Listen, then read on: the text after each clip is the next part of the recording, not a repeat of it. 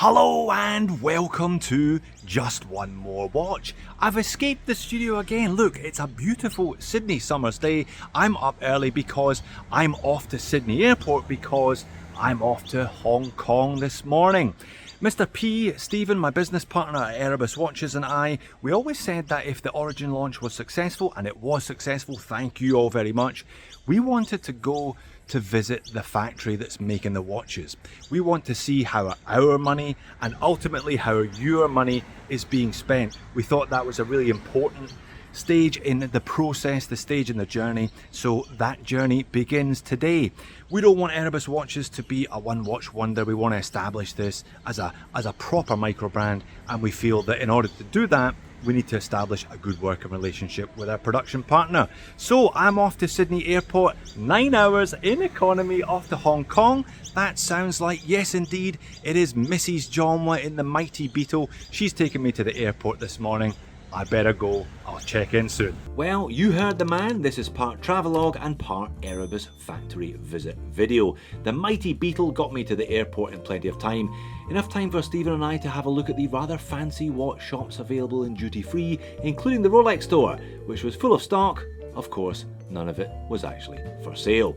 The plane was delayed by about an hour and a half, which gave us even more time to look at watches. But we eventually took off, and 6 episodes of Succession later, we landed in Hong Kong, caught the express train into the city, and checked into our reasonably priced hotel. I must say the view from my window was pretty spectacular, at least after dark. We then hit the town to spend up big time on company money. Actually, we found a restaurant where none of the chairs matched, which is quite impressive when you think about it.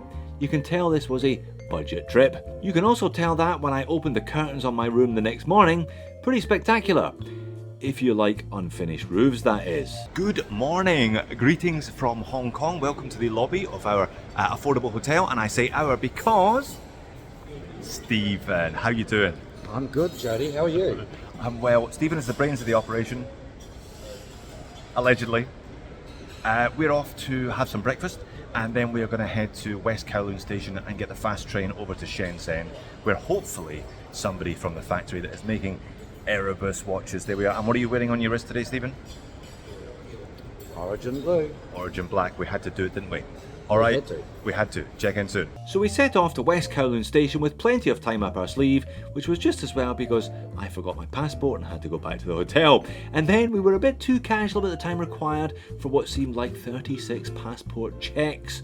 Anyway, the fast train to Shenzhen was indeed exceptionally fast. Here we are doing 250 kilometers an hour. Quite amazing if you used to trains that move at a slightly more sedate pace in your native country.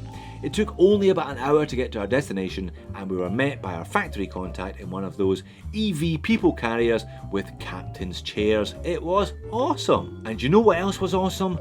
The factory. I was indeed shocked, but in the best possible way.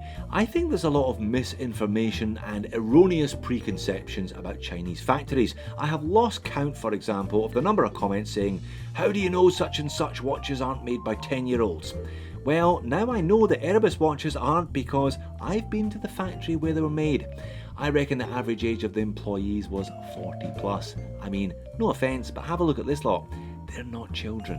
They are mature, professional career watchmakers. The whole facility was far, far more impressive than I had been expecting. All the equipment looked state of the art and brand new, and we had to go through airlocks to blow the dust off us before we were even allowed into the assembly part of the factory. They pressure tested every single watch, they were adjusting the timing of watches, they were checking the alignment of watches, something that perhaps doesn't take place quite as regularly as it should do in other factories I could mention, but won't. And indeed, we then got to follow the journey taken by one of our watches from parts to full assembly. How am I looking? Do I look good? You look fantastic and you're recording. Is this my best side? Is this my best side? You can put that in. So with permission, we've been allowed to follow one black dialed Erebus Origin as it goes through the inspection process, which this lady's doing over here. If you want to zoom in. She's checking the dials, making sure that they are up to snuff. And the lady next door here is having a look at the bracelets. Again, they're individually inspected, make sure there's plenty of articulation between the links, make sure the screws all open and close as they should. And then we will follow one of these black dials all the way through the process here, what's been assembled, and hopefully we'll have a complete black dialed origin just like the one on my wrist at the end of the process. So I guess you just saw what were the first couple of steps in the process. Quality control and inspection of all parts took place in this particular room. One lady was checking the dials for dust and rubbish, while this man was checking every single link of every single bracelet for articulation and to check the screws. That's a lot of screws. I hope he had a decent screwdriver. The dials look great. It was so nice to see those vibrant colours all in neat rows together. I'll be claiming a black one and a red one for myself when they arrive in Sydney.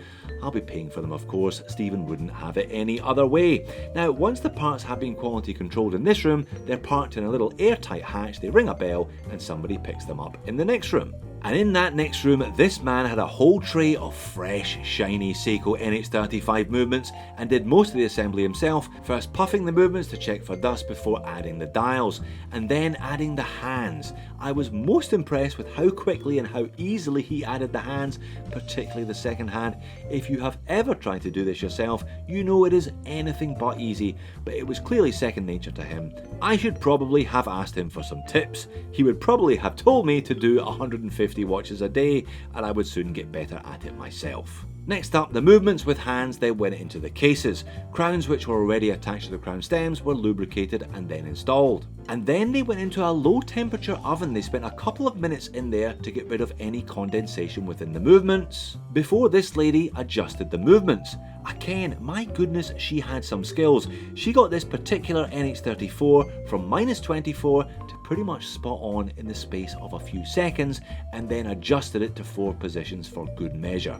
Now, I cannot guarantee that your origin will be as accurate as this one, but again, it was so reassuring to see all the different steps taking place in the factory. I just wasn't expecting it to be this professional, I'll be honest. The same lady then installed case back gaskets into each watch, and then attached the case backs using a far more sophisticated machine than the $2 one that I have at home. The tray of watches then went through one final hatch into one final room for final testing and assembly. Now, this room was also full of impressive machines. The one with all the red test tubes pressure tested a whole tray of 10 watches to 100 meters of water resistance, and then 3 at a time were tested to 200 meters of water resistance. So it's safe to say that you can get your Erebus Origin wet at the weekend if you want to. It will not be an issue. And finally, they went under a microscope type thing to check for alignment issues before having the bezel insert glued in and the bracelet attached. Et voila!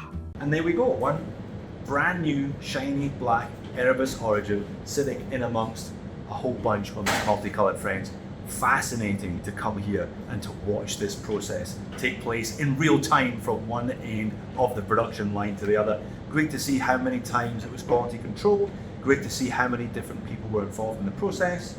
Some of the amazing bits of equipment to ensure that it's waterproof, to ensure that it runs on time, to ensure that everything is lined up as perfectly as I know you and I both want it to be. Yeah. Just great to come here and see all this. It fills me with confidence. I hope it fills you with confidence as well. We then ended the day with a fantastic Chinese meal with the team from the factory, and then we jumped back on the fast train back to Hong Kong and checked into our reasonably priced hotel once more. All that then remained was for 2 gentlemen of a certain age to have a tourist day out in Hong Kong the next day before we flew home. We took a ferry across the harbour because, as my mum always says, you're not on holiday until you've been on a boat. We then tried to climb the peak on foot, but as I was doing the directions, we got lost and ended up having to get a taxi to the top, but it was fun nonetheless. All in all, it was most impressive, a thoroughly worthwhile trip. I wasn't sure what we would find when we visited the factory that was assembling our watches, but what we found exceeded both Stephen's and my expectations. Assembly is obviously taking place now well ahead of schedule. We promised delivery end of March 2024, and we're hoping to beat that by at least a couple of weeks. We also had a chat with the factory about our next model, and the model after that, and the model after that. Indeed, we have just signed off on prototypes, prototypes for one model, and we're at late stage renders for a third model. We want to continue to deliver the best possible watches at the best possible prices, and in order to do that, we need the best possible production partner. I think this trip has reassured us that we have. It was a great trip, and I hope it's not the last time that Stephen and I get to do this. It was well worth the time and the effort. Thanks for making it all the way to the back end of the video. If you want to see me unleashed and outside of the confines of my regular studio environment again, click here or click here. I will see you all again in the next one.